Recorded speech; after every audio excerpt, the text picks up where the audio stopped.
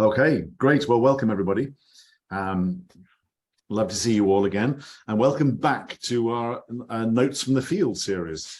If you remember, we kicked off Notes in the Field as we started the shutdown due to COVID, and we imagined. Do you remember those days where we thought it would be over in a few months, done by Christmas?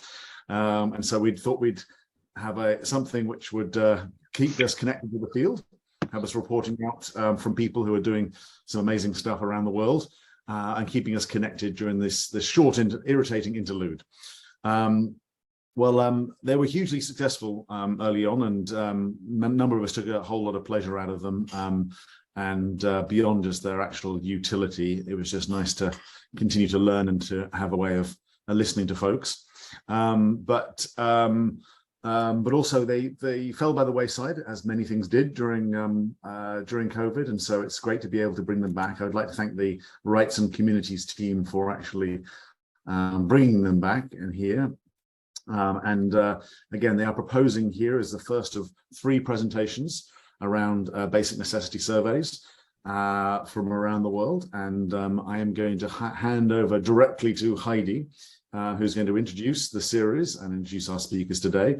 But before I do so, again, we're going to try and keep these going and get the Notes in the Field, and again, in the current format we've got. And so please do continue to provide your suggestions or volunteers, or maybe even force blackmail your colleagues who sometimes are very maybe shy and not willing to tell themselves, but you know that they deserve a little bit of a spotlight, or they've got something to say.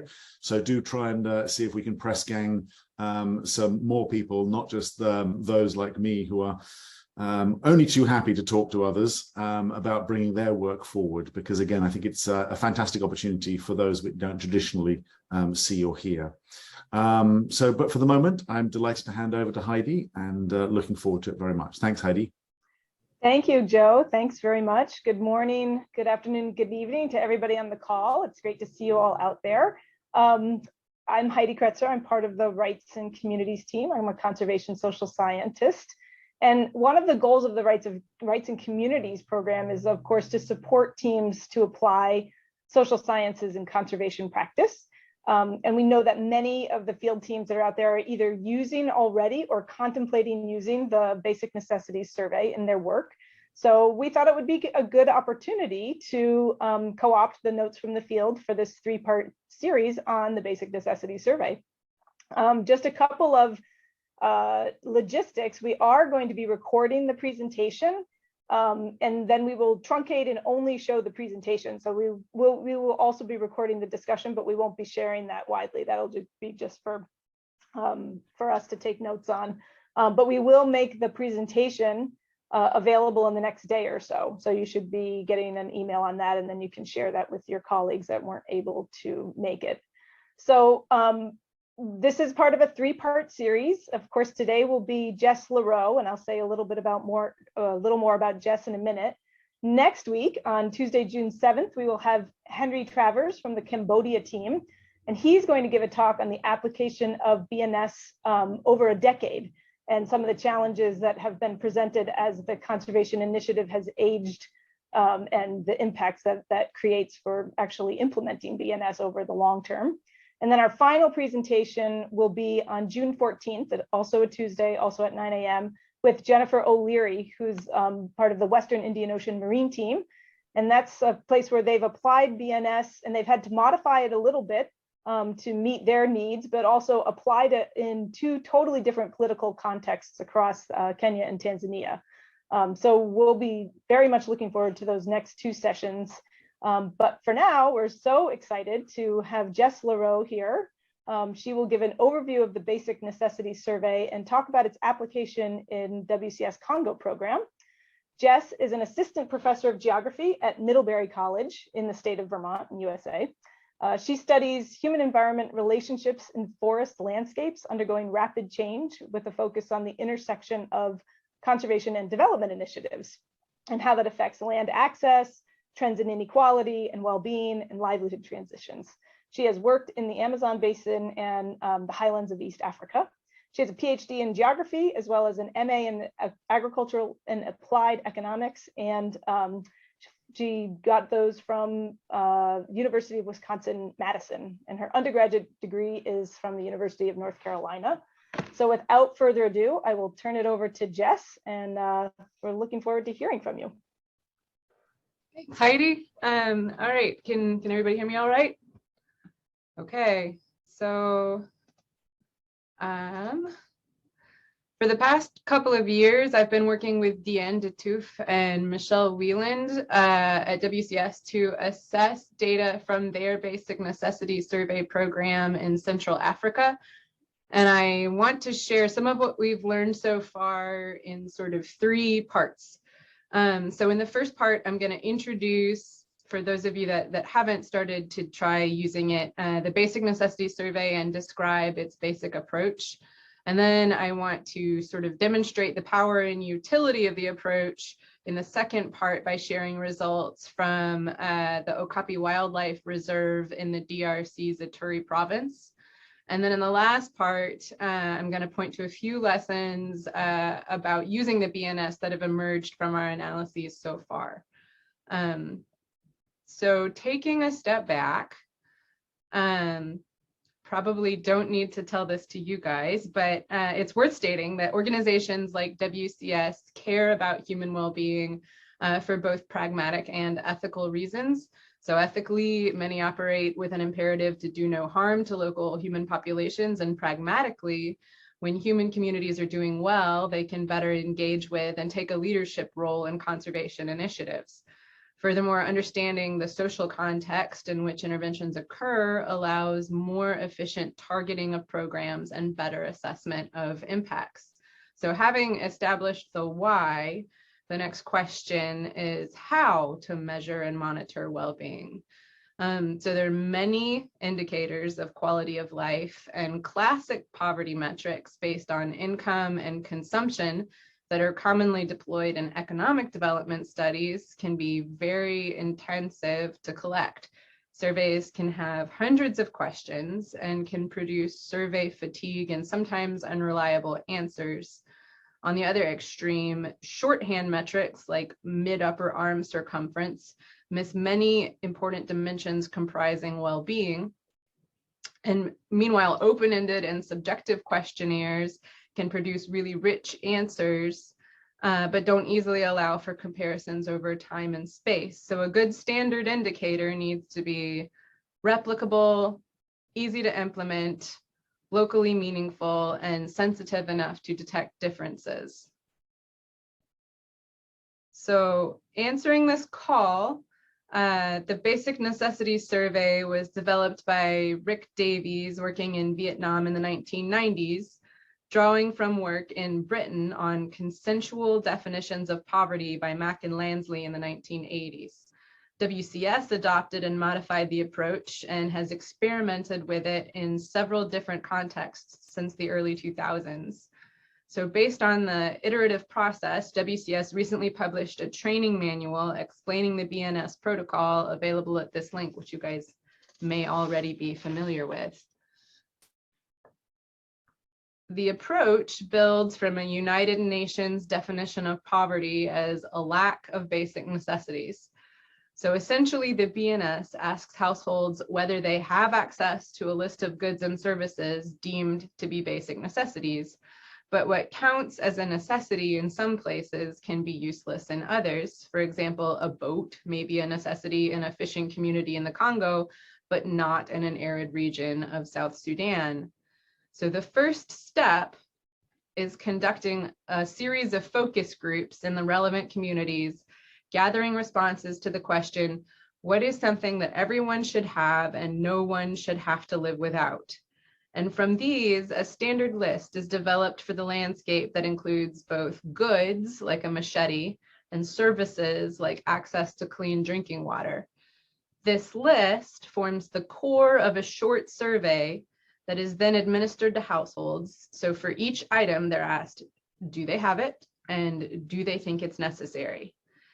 And then a single well-being index is produced for each household from the sum of the items that a household has where each item is weighted by the percent of households in the landscape who think that item is important.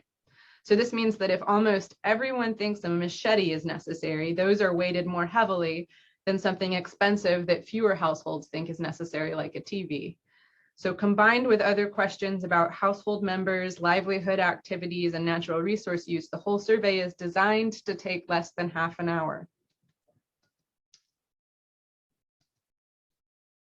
So the BNS and Wellbeing Index are now standard indicators for WCS, and the approach has been used in over 10,000 surveys in Central Africa and Madagascar over the past 10 years. So for the remainder of the presentation, I'll focus on one of these landscapes, the Ituri region in the northeastern DRC.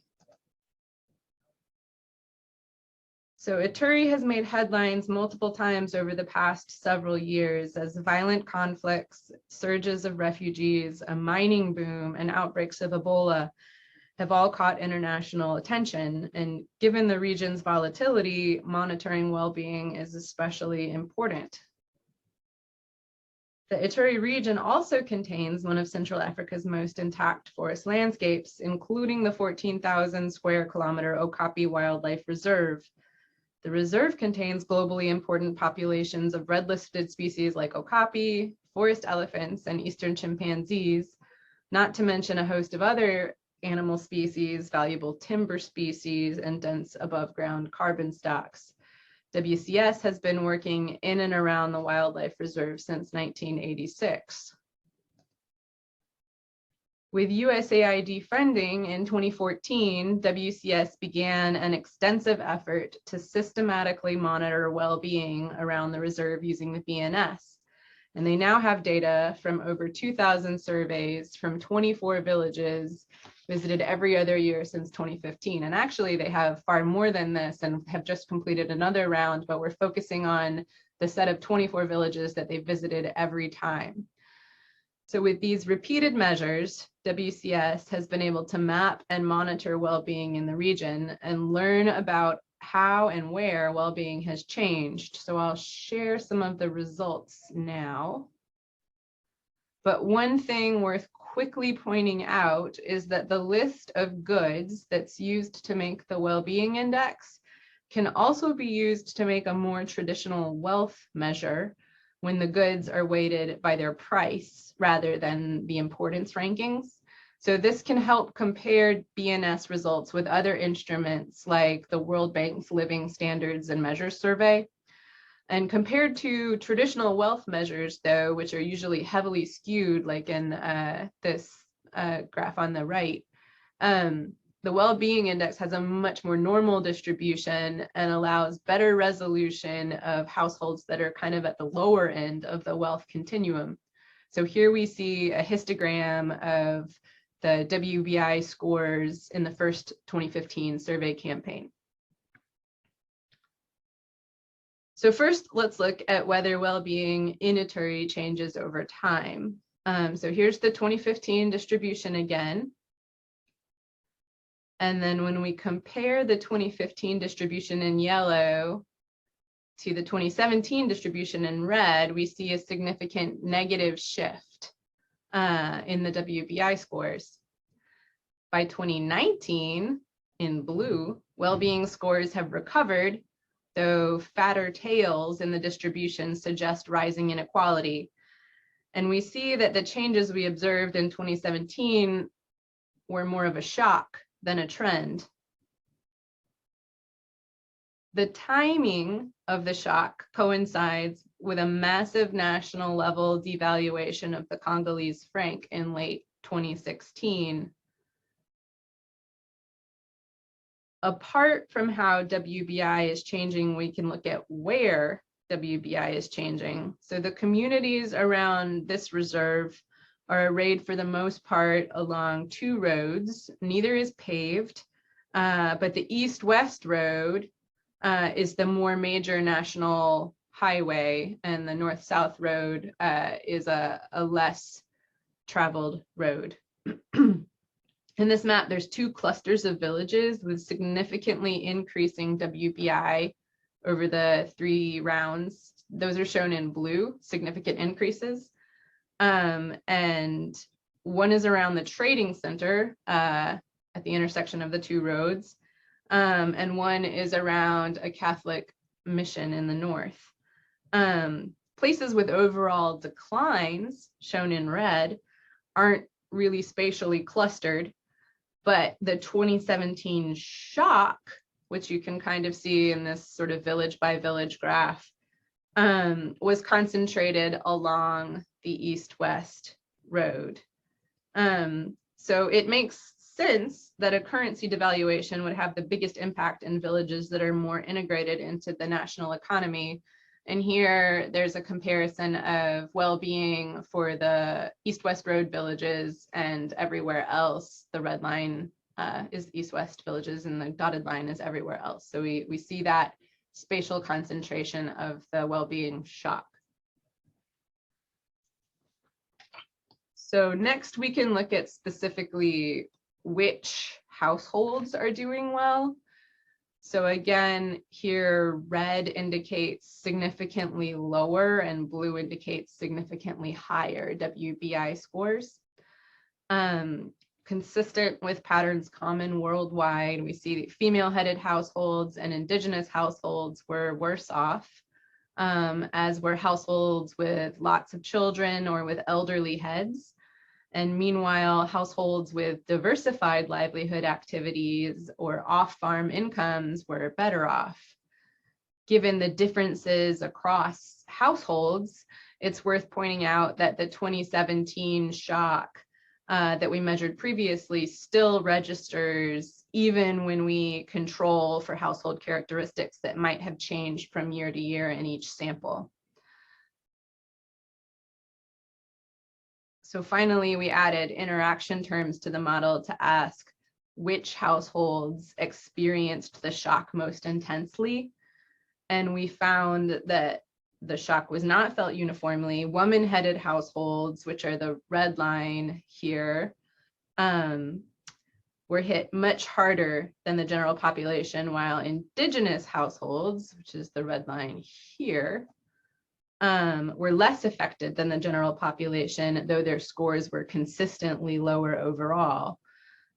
So local informants explained that female-headed households had a more difficult time turning to forest or other land-based resources for gap-filling measures because it wasn't safe for them to go alone to the fields. And meanwhile, indigenous households were less integrated in the market economy and thus less impacted by the currency devaluation. So the last thing I want to do is talk about a few things that we learned about using a BNS from analyzing this case and beginning to look at others. So first, one of the trickiest and most important parts of the process is developing the core list of basic necessities. So the focus groups generate candidate items that are locally important, but moving from all of the candidates to the final list means making a lot of decisions about what to keep. And so you're walking a line between trying to find goods that are broadly relevant throughout the landscape, but also capture variability in things that most people have or things that many people don't have. And then there are other considerations that are also important to keep into account, specifically that you want things that are not too general. So if someone says education is important, that might mean different things to different groups. So you would need to be more specific than that.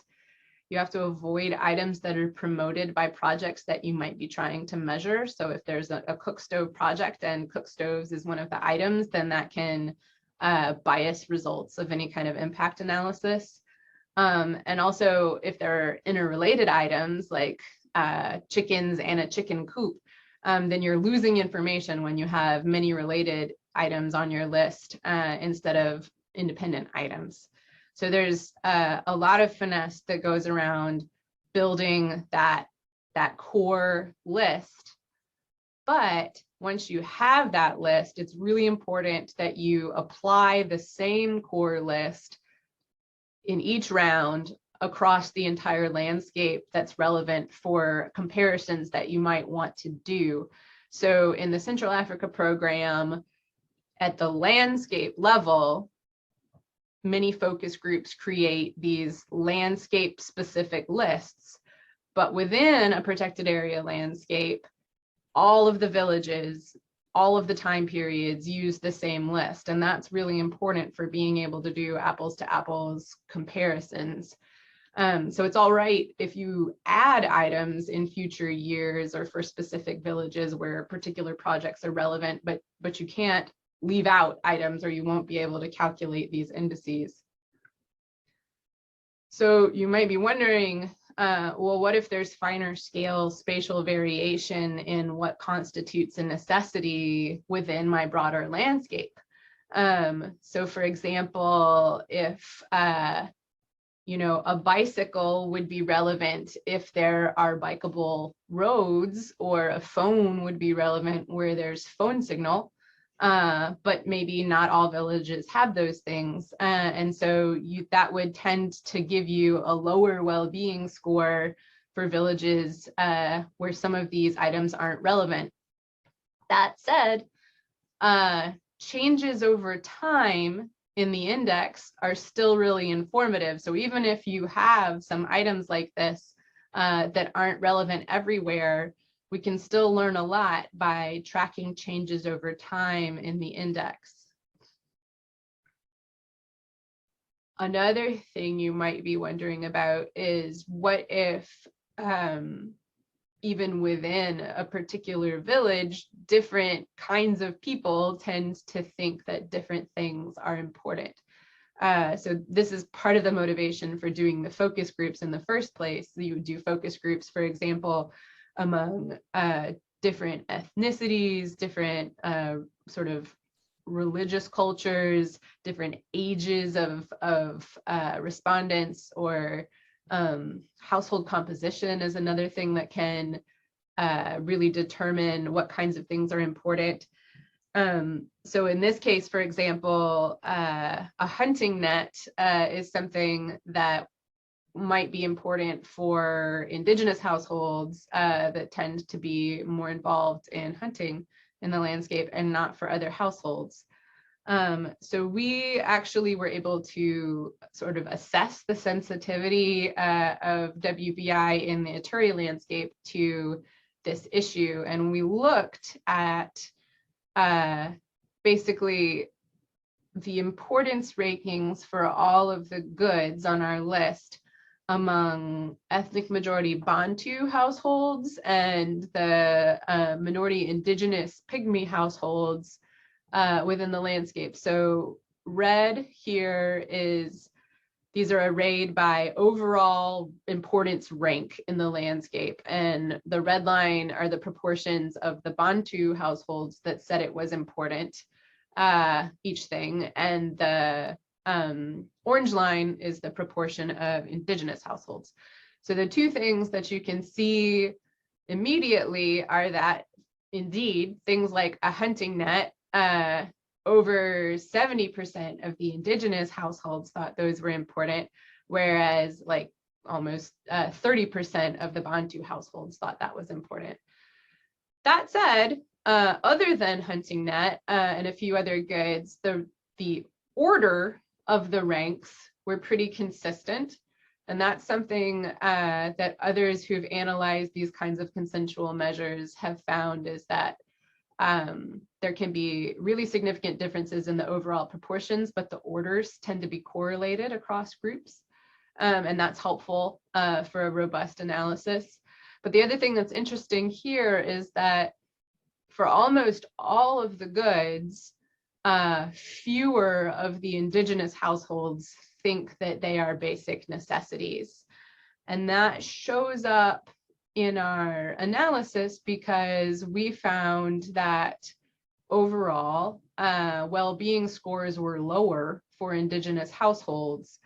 But it's worth asking, is well-being actually lower if those Indigenous households don't think that those goods are as important? So what we did was we looked at this graph A shows the difference in the WBI distributions among Indigenous households in orange and non-Indigenous households in red. And we see what we found in that sort of numerical table, that the distribution for Indigenous households is much lower than everyone else.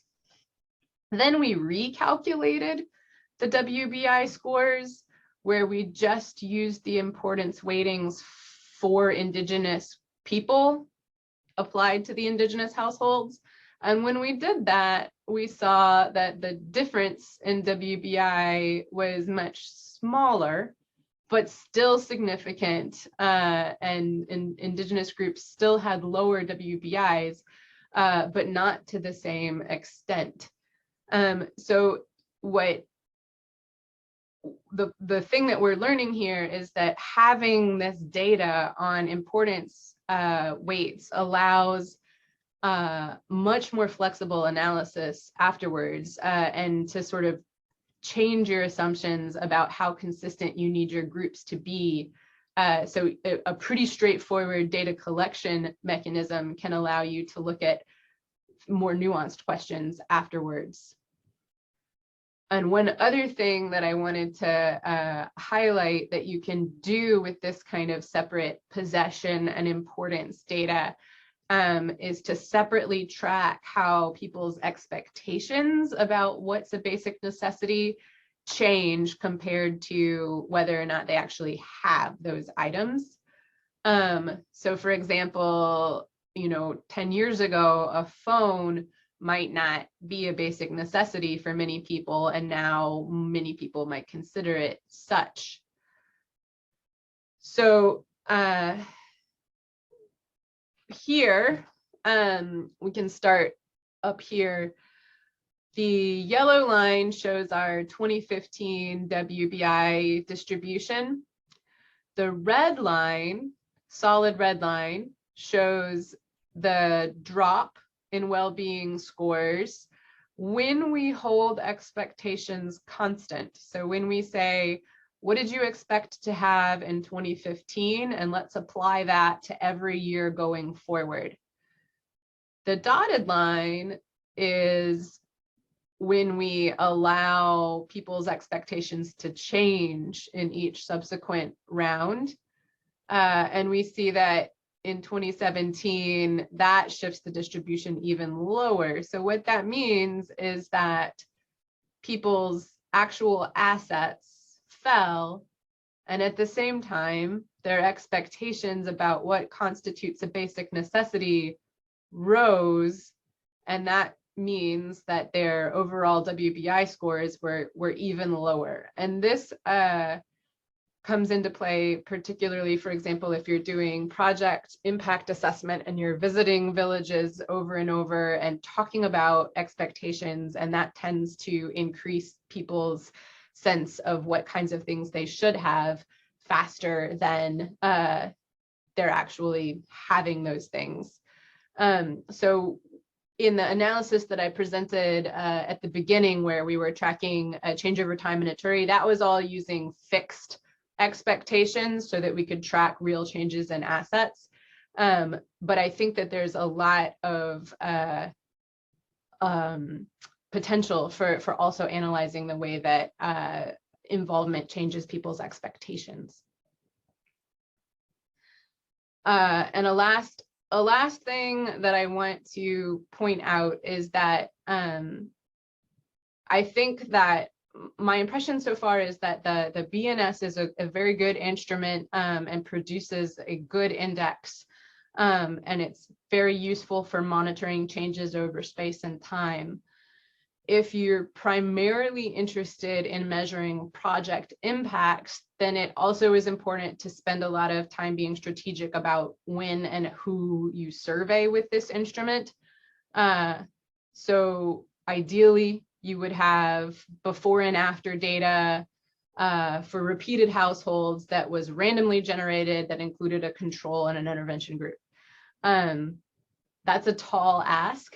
And we can certainly learn from data that doesn't fit this ideal format, but it is more difficult to say things about project impacts if you only have data for households that participated in a project or for households after the intervention. So in some ways, it's helpful to think about doing sort of a broad baseline BNS now that you could use regardless of what projects come down the line. So my final points are that from the analysis that we've done so far, I think that the BNS and the Wellbeing Index are sensitive enough to detect changes over short time periods, but simple enough to deploy at large scales. And that if you spend time constructing that core list and then deploy it consistently, then you have the kind of data that will allow you to do many different sorts of analyses later about how well-being is distributed in that region of interest. So overall, I think it's a promising tool for measuring quality of life in these resource-dependent park-adjacent contexts. Thanks very much, and I think we can use the remainder of the time for questions.